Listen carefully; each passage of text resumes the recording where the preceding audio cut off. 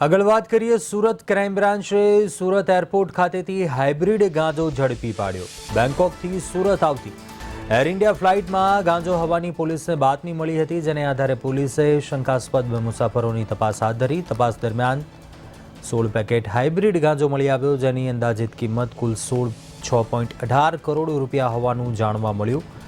Mohammad Ali, ચેન્નઈનો Tamim Ansari, મહિલા રાઝિયા સહિતની Surat airport પરથી ધરપકડ કરાઈ છે અને તપાસ દરમિયાન સામે આવ્યું કે મોહમ્મદ અલી બેંકોકથી આ રેકેટ ચલાવતો હતો અને ગાંજો કાર્બન પેપર તેમજ ફોલ્ડ પેપરમાં પેક કરી બેગમાં સંતાડીને એરપોર્ટ મારફતે તે ઘુસાડવામાં આવતો હતો।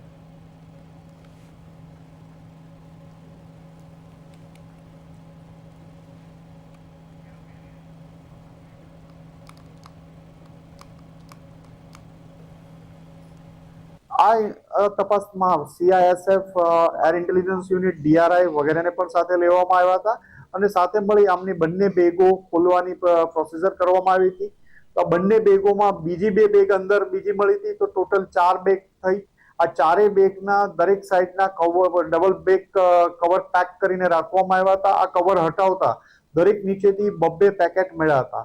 આમ કુલ 4 બેગમાંથી 16 પેકેટ અમને મળી આવ્યા હતા, જેનું વજન કરતા અંદાજે 17.600 ગ્રામ જેટલું એમનું વજન રહેલું હતું। આમને કાર્બન પેપર, ફોઇલ પેપર વગેરેથી કવર કરવામાં આવ્યા હતા અને કન્સીલ કરીને બેગમાં કેવિટી બનાવીને લાવવામાં આવ્યા હતા। આમ અંદાજે 6 કરોડ 18 લાખ જેટલો મુદ્દામાલ આ બંને આરોપીઓ પાસેથી કબજે કરવામાં આવ્યો હતો।